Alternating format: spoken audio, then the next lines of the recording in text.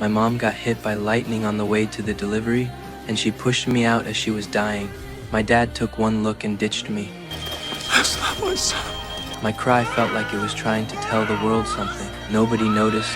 The hospital EEG nearly filled the whole page, like proof I was different from the very start. Me grandpa took me in, but because I looked weird, he locked me in the basement for 18 years straight. Light was what had been missing from my life. Not until Grandpa died did people outside learn I existed. The sheriff and a Shah from the shelter went down into the basement carefully and finally found me in a corner. My skin was snow white, I had no hair at all, and even my eyeballs looked pink. When Asha talked to me, she realized I spoke clearly, not like some feral kid who'd never been taught. She grabbed an obscure book off the shelf to test me. I told her to pick any. The moment she opened it, I started reciting.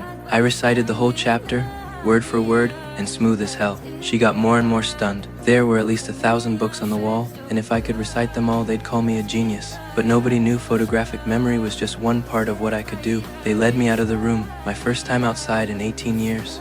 At that exact moment, nearby cars started honking for no reason, like they were answering me. Asha took me to her shelter, a place full of homeless kids. The second I arrived, the other boys treated me like a monster.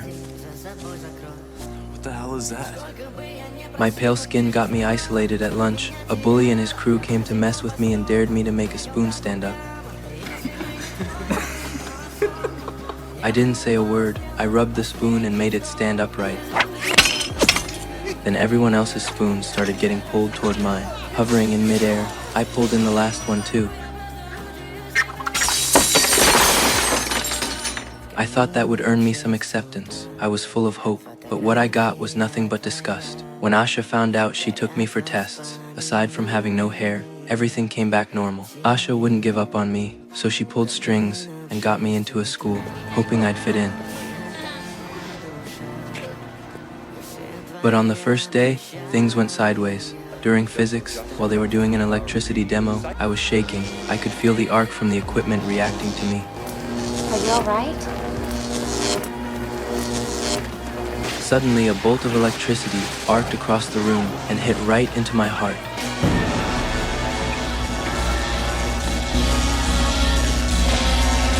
The teacher freaked out, grabbed a stool and smashed the equipment, which finally stopped the accident. When he put his hand on my shoulder, the hair on his arm stood up and some weird energy rushed through him. The sheriff showed up to check things out, and then I was gone. Wherever I went, people gave me weird looks. A dog barked its head off at me. I walked up and petted it, and it calmed down instantly. A girl classmate came over to check on me. She was the first person in ages who didn't treat me like a monster. I don't mean to stare, but I had a bet with a friend that, blue-gray eyes. She says they're blue-green.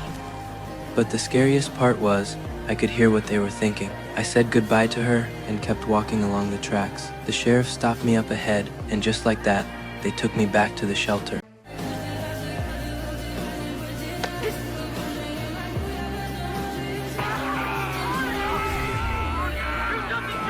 That day, I walked into the woods and ran into the school bully, who raised a shotgun and threatened me.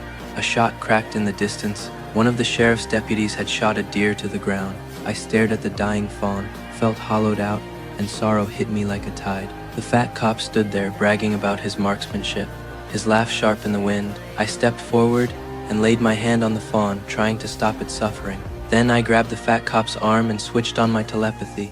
He curled up on the ground in an instant, hit by a fear and despair that tore him up inside. After that, he never went hunting again and wouldn't even touch a gun. I knew I was different, smart in a way nobody could shove into a box. People wanted to run tests on me, but all I wanted was to go home. The sheriff heard about my ability and came asking me for a favor. Turns out his wife had been paralyzed for years. The doctor said she was in terrible pain, and the sheriff wanted to know what she was clinging to in her heart. I sat on the edge of her bed, put my hand lightly on her forehead, and heard the deepest thought in her mind. What she couldn't let go of was your son. The sheriff had a terrible relationship with his son. She wanted them to make up. I told the sheriff what she was thinking, and he cried and agreed. Not long after, she slipped into eternal sleep in his arms. The son rushed over, and seeing his father's tear-filled eyes, suddenly understood everything. Father and son clung to each other, and downstairs the scene glowed warm like a lamp. I stood at the window watching them, full of envy. Where's my warmth? The endless torment had started me hating this world. I decided to leave and go back to the place that truly belonged to me. Passing the shelter gym, the sound of basketball pulled me in. The bully and his friends were playing inside. That kind of freedom made me ache and feel strange. I was about to walk away when the bully snatched my hat. He dragged me outside, stripped off my clothes, and kicked me into a puddle. When they hauled me up, the anger in my chest, a compressed volcano, finally erupted. People flew back, and the bully fell, his breathing gone. I stepped up, and my hands worked like a defibrillator, sending out jolts of electricity. Lucky for him, I brought him back. With help from the bully's friends, I hitched a ride out of that place. I went back to the farm, just dirt and wind, my only home. Soon Asha came. She was the first person who actually cared about me. She wanted to take me away to a place that would suit me better. I clutched the toy from the first time we met and suddenly felt like a kid again. The teacher showed up too. As we were getting ready to leave, we saw the sheriff's car parked outside. Asha hoped I'd pretend not to see it, and the sheriff was willing to let me go. Just as we were about to leave, something pulled at me, and I bolted. A flash of light, a gust of wind. I turned into a streak of color, gone like a rainbow.